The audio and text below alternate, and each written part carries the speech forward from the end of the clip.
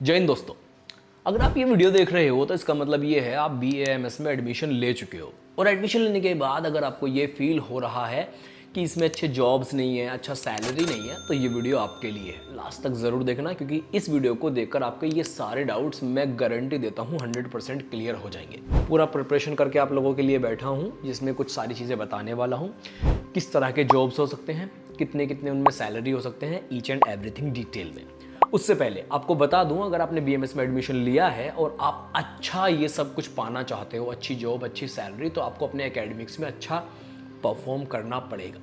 उसके लिए चॉकटॉक का बैच 1.0 जिसमें BAMS फर्स्ट प्रूफ के ऑनलाइन क्लासेस आपको देखने के लिए मिल जाएंगे, हम लॉन्च कर चुके हैं। हज़ारों बच्चों ने ऑलरेडी एनरोल कर लिया है, तो अगर अभी तक आपने एनरोल नहीं किया है तो एनरोल कर लीजिए। कॉलेज के ऊपर सिर्फ डिपेंड मत रहना अपने एकेडमिक्स के लिए। चॉकटॉक बैच 1.0 में आपको सब कुछ मिलेगा जो आपने सोचा है, नोट्स से लेके टेस्ट सीरीज तक, लेक्चर्स से लेके डाउट सेशन, लाइव क्लासेस तक, सब कुछ। चलिए शुरू करते हैं इस वीडियो को। वीडियो में सबसे पहले हम बताएंगे, देखिए 3 सेक्शन में हमने ये वीडियो 3 या 4 सेक्शन में वीडियो डिवाइड किया हुआ है। एक UG सेक्शन है जिसमें BAMS आ जाता है, एक PG सेक्शन है जिसमें MD या MS आ जाता है, और एक जो है हमारा फाइनल वाला सेक्शन है जिसमें PhD या पोस्ट डॉक वगैरह आ जाता है। हर एक सेक्शन में कितने जॉब्स आपको मिल सकते हैं, उनमें कितना कितना सैलरी आपको मिल सकता है, इस चीज़ के बारे में हम आपसे डिस्कस करने वाले हैं, बताने वाले हैं। सबसे पहले बात करते हैं UG BAMS के बारे में। अगर आप सिर्फ BAMS है, उसके बाद आपने कोई PG नहीं किया, कोई PhD नहीं किया, कोई स्पेशलाइजेशन नहीं किया, तो सिर्फ BAMS के बाद आपको कौन कौन से फील्ड में जॉब मिल सकते हैं मैं बताता हूँ, और उनके सैलरीज भी। सबसे पहला, BAMS करने के बाद में आप किसी भी हॉस्पिटल में या किसी भी, अब जो एलोपैथी या आयुर्वेद हॉस्पिटल में या कोई क्लिनिक है, कोई किसी का मेडिकल सेंटर है, आप एज अ डॉक्टर वर्क कर सकते हो, आपको इजीली जॉब मिल जाएगी। लेकिन इस कंडीशन में जो सिर्फ BAMS स्टूडेंट्स होते हैं, सिर्फ BAMS UG डॉक्टर्स होते हैं, उनका सैलरी पैकेज उतना ज़्यादा नहीं होता। तो सिर्फ BAMS करने के बाद आप ये एक्सपेक्ट मत करना कि आपको 1 लाख रुपए सैलरी मिल जाएगी। 1 लाख कब मिलेगी उसके बारे में मैं आगे बताऊंगा। तो आप as a junior doctor work कर सकते हो किसी हॉस्पिटल या क्लिनिक या मेडिकल सेंटर वगैरह में। दूसरा ऑप्शन है, आप वर्क कर सकते हो एज अ टीचर। आप नीट वालों को पढ़ा सकते हो, आप नीट के कोचिंग्स में जो है वो कोचिंग दे सकते हो, आप BAMS के स्टूडेंट्स को कोचिंग दे सकते हो। तो एकेडमिक्स में भी आप जा सकते हो। कुछ कॉलेजेस में जो है वो आपको एज अ गेस्ट लेक्चरर बुला सकते हैं अगर आपके टीचिंग में स्किल्स अच्छे हैं। लेकिन अगेन यहाँ पर जो है नीट वाले सेक्शन में तो आपकी सैलरी काफ़ी हो सकती है, 1 लाख प्लस हो सकती है। लेकिन जो दूसरे एकेडमिक्स वाले ऑप्शन है उनमें आपको 1 लाख रुपए मिल जाना सिर्फ BAMS के बाद, ये बहुत मुश्किल है। अनटिल एंड अनलेस कि आप बहुत ज़्यादा फेमस होने चाहिए तब आपको मिलेगा।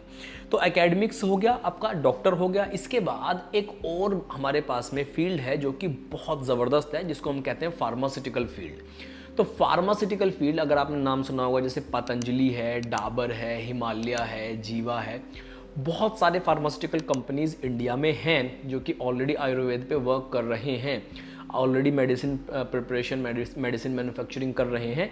उन कंपनीज में आप एज अ फार्मा भैया इस पोस्ट पे अप्लाई कर सकते हो, फार्मासिस्ट की पोस्ट पे अप्लाई कर सकते हो, प्रोडक्शन में जा सकते हो, मैन्युफैक्चरिंग में जा सकते हो, क्वालिटी कंट्रोल में जा सकते हो, या फिर आपको एलिजिबल कर दिया गया है। मैं आपको बताऊं, एक बहुत ही अच्छा इंडिया का डिपार्टमेंट है, हालांकि मैं सिर्फ टर्म्स ऑफ सैलरी में अच्छा बता रहा हूं, टर्म्स ऑफ क्वालिटी में अच्छा मैं नहीं कह पाऊंगा अभी। FSSAI, food safety and standards authority of India जो है, FSSAI, food safety and standards authority of India, इसमें आप एग्ज़ाम दे सकते हो और गवर्नमेंट जॉब पा सकते हो। किसकी जो गवर्नमेंट जॉब पा सकते हो? CFSO, central food safety officer की आपको जॉब मिल सकती है। तो उसमें भी 80,000 के आसपास से सैलरी स्टार्ट होती है। सिर्फ BAMS वाले भी उसमें एलिजिबल हैं। तो फार्मा की जॉब कर सकते हो, फूड की जॉब कर सकते हो, क्लिनिक में जॉब कर सकते हो, या अपना खुद का आप क्लिनिक भी खोल सकते हो, या फिर आप अपना खुद का पंचकर्मा सेंटर भी खोल सकते हो, या किसी पंचकर्मा सेंटर में भी जॉब कर सकते हो। अगर आप सिर्फ BAMS हो और आप सिर्फ BAMS के बेसिस पे एक हॉस्पिटल में एज अ डॉक्टर वर्क करना चाहते हो, तो आपको अराउंड 25,000 से लेकर आपको 50,000 तक इजीली सैलरी मिल सकती है। ये डिपेंड करता है कि आप किस हॉस्पिटल में हो या कैसे आपके स्किल्स हैं।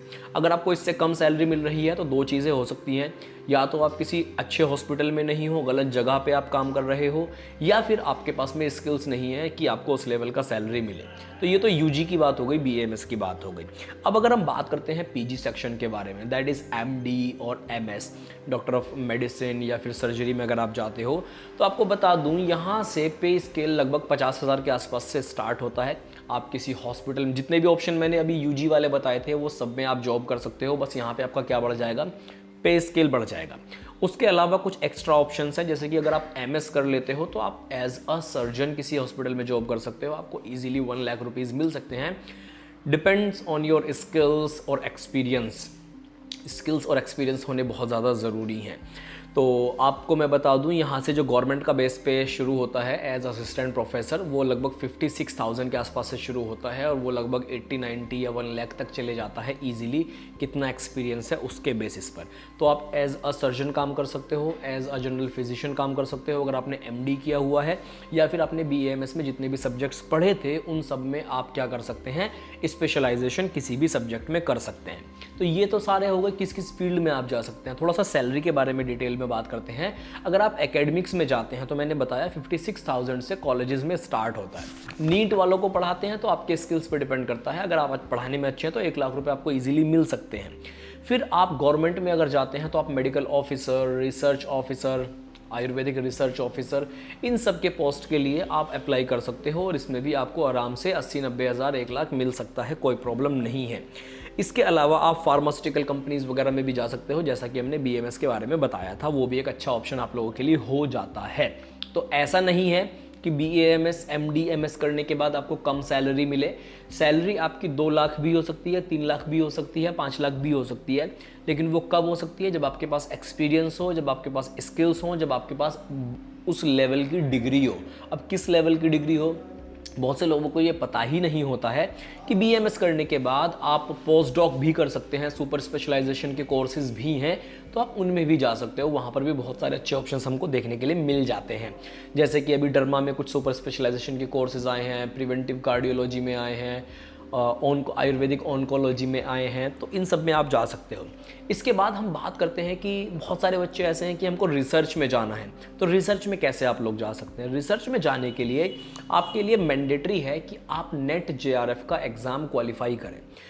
नेट जेआरएफ का एग्ज़ाम जिन लोगों को नहीं पता है, देखो एक एग्ज़ाम होता है पीएचडी करने के लिए, और पीएचडी करने में ही आपका रिसर्च वगैरह जितना भी है वो पब्लिश होगा और उसके बाद ही आप प्रॉपर रिसर्च फील्ड में आ पाएंगे। तो पीएचडी करने के लिए इंडिया में एक सिस्टम है जिसको बोलते हैं नेशनल एलिजिबिलिटी टेस्ट, नेट, और जेआरएफ जो मैं बता रहा हूँ, जूनियर रिसर्च फेलोशिप। अगर आपका नेट क्लियर हो जाता है तो आपके पास 2 ऑप्शन होते हैं, या तो आपकी रैंक कम है तो आप सिर्फ और सिर्फ क्या बन सकते हैं, असिस्टेंट प्रोफेसर बन सकते हैं किसी गवर्नमेंट कॉलेज में, आपकी जॉब लग जाएगी। दूसरा, अगर आपकी रैंक बहुत सही है, काफ़ी अच्छी रैंक है आपकी, मतलब एकदम ऑल इंडिया रैंक में काफ़ी अच्छा आ गया है, तो आपको जेआरएफ मिल जाएगा, यानी जूनियर रिसर्च फेलोशिप, जिसको हम बोलेंगे पीएचडी करने को आपको मिलेगा, और मंथली आपको 45,000 रुपीज़ मिलते हैं नेट जेआरएफ में। उसके अलावा एचआरए वगैरह भी मिलता है, तो 50,000 के आसपास आपका ये बैठता है। 5 साल के लिए मिलेंगे। 2 साल बाद थोड़ा और इंक्रीमेंट इसमें हो जाता है जब आप सीनियर रिसर्च फेलो बन जाते हैं। तो यहाँ पे आपको रिसर्च करने के लिए मिलेगा, 5 साल पीएचडी करने के लिए मिलेगी, साथ में 50,000 पर मंथ मिलेगा। उसके बाद आपको गवर्नमेंट जॉब असिस्टेंट प्रोफेसर या रिसर्च वगैरह की मिल जाएगी ईजिली। तो ये जिन लोगों को रिसर्च में जाना है उन लोगों के लिए ये एक बहुत अच्छा स्टेप है। तो जिन लोगों को ये नहीं पता था वो कमेंट करके ज़रूर बताना कि आपको इसके बारे में पहले नहीं मालूम था, फरमान सर ने बताया है हमको। तो भैया ये सारी चीज़ें हो गई। अब आपकी बात करते हैं हम कि ये सर 1 लाख प्लस कैसे कूदा जाए। 1 लाख प्लस, आपने अभी तक ये कंफ्यूज हो गए कि अभी तक सर ने कोई ऐसा ऑप्शन नहीं बताया कि हाँ 100% आपको इसमें 1 लाख प्लस सैलरी मिल जाएगी। तो मान लीजिए आपने पीएचडी कंप्लीट कर लिया। पीएचडी कंप्लीट करने के बाद अगर आप एकेडमिक्स में जाते हो, आपको बहुत अच्छे ऑप्शंस मिलेंगे। आप assistant professor, associate professor, professor तक पहुंच जाओगे। जब आप प्रोफेसर पे पहुंचोगे तो आपकी सैलरी ऑलरेडी 1.5 लाख के आसपास हो चुकी होगी, क्योंकि ये तीनों चीज़ें अलग होती हैं। असिस्टेंट प्रोफेसर, एसोसिएट प्रोफेसर और प्रोफेसर, तो ये तीनों चीज़ें अलग अलग हैं। जब आप प्रोफेसर पे पहुंचोगे आपकी सैलरी 1.5 लाख के आसपास होगी। उसमें भी अगर आपका कोई कॉलेज अच्छा होगा, जिस कॉलेज में आप हैं, कोई थोड़ा डीम्ड कॉलेज है, तो आपकी सैलरी आराम से 2 लाख के अराउंड पहुंच चुकी होगी। इसमें भी अगर आपको कोई और रोल मिल जाता है, फॉर एग्जांपल अगर आपको HOD हेड ऑफ डिपार्टमेंट का रोल मिल जाता है, या आपको डीन का रोल मिल जाता है, या आपको प्रिंसिपल बना दिया जाता है, तो आपकी सैलरी और ज़्यादा हो सकती है, depends upon your skills and experience. तो इस तरह के जॉब्स हैं। फिर इसके बाद में जैसे हमारा बोर्ड है NCISM, national commission for Indian system of medicine, इसमें भी आपको बहुत अच्छे जॉब्स मिल सकते हैं, और इसमें जो जॉब्स होंगे वो भैया बहुत ही अच्छे होंगे। अगर आप सिविल सर्विसेज में जाना चाहते हो BMS करके, वो भी जा सकते हो। NCISM में अगर आपको जॉब मिल गई तो फिर तो आपको बहुत ही अच्छा हो जाएगा, क्योंकि आप मैनेजमेंट में आ जाएंगे, पूरे बोर्ड के मैनेजमेंट में आ जाएंगे। तो ये कुछ जॉब्स थी जो हमने बताई आपको। आई होप पसंद आई होंगी। वीडियो को लाइक करना, जिनको ज़रूरत है उनको ज़रूर शेयर करना वीडियो, और ऐसे ही चॉक टॉक के साथ बने रहिए इंटरेस्टिंग वीडियोस के लिए। Bye bye everyone, take care.